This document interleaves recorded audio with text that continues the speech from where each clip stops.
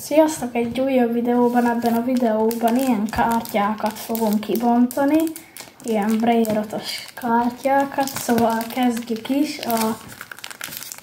ezzel, szóval nézzük is, igazából majd mondom a nevét, nem tudom összesen, de ha egyelőre így néz ki, és itt egy bőrbőrpatapim. Várjatok.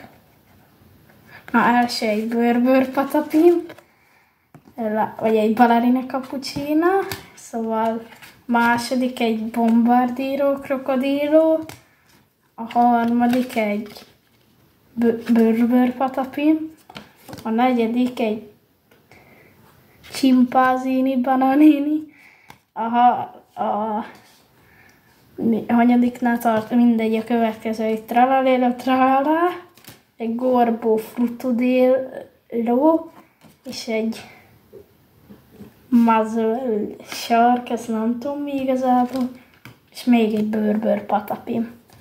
Szóval ez lett volna az első. Így, mindjárt. Várjatok, és igazából itt a csomag, szóval nézzük a másodikat, itt így. Nézzük a másodikat, az így néz ki. Az kicsit más a csomagolása, de majd megnézzük. Szóval így széthúzom. Várjatok.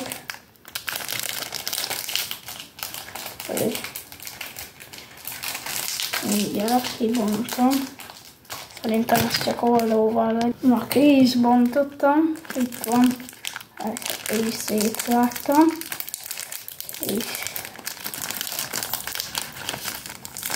hárgatok. Jó, megvan.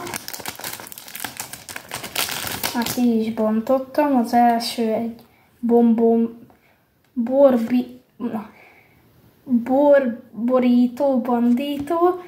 A második egy ballerina cappuccino, így néz ki. A negyedik egy trippi troppi troppa trippa, így néz ki.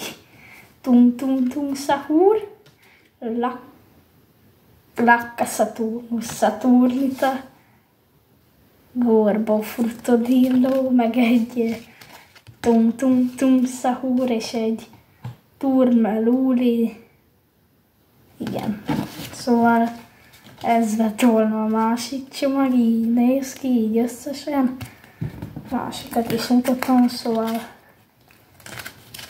És ha tetszett a videó, akkor iratkozzatok fel, és dobjatok egy lájkot. Sziasztok!